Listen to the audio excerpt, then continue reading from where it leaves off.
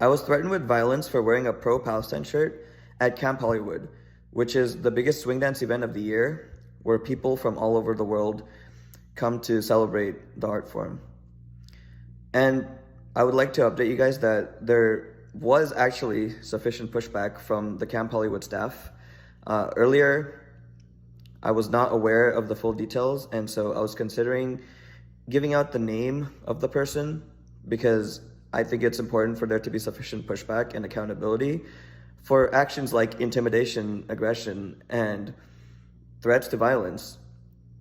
Dance is an art form that is connected directly to people fighting for liberation, fighting against oppression. And so, in any space, it's important to be able to speak about human rights, but especially in a space such as dance.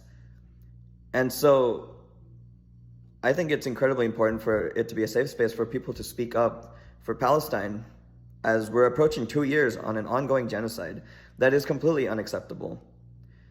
And so I'm very glad to say that Camp Hollywood did come through with the accountability, and I will no longer be releasing the name publicly.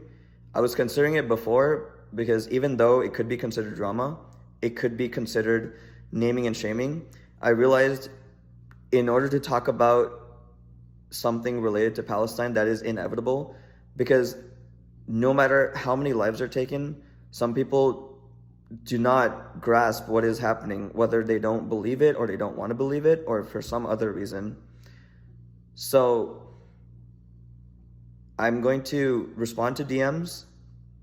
I'm going to let you guys know who it was because it was a terrifying thing to experience, and I understand wanting to be aware.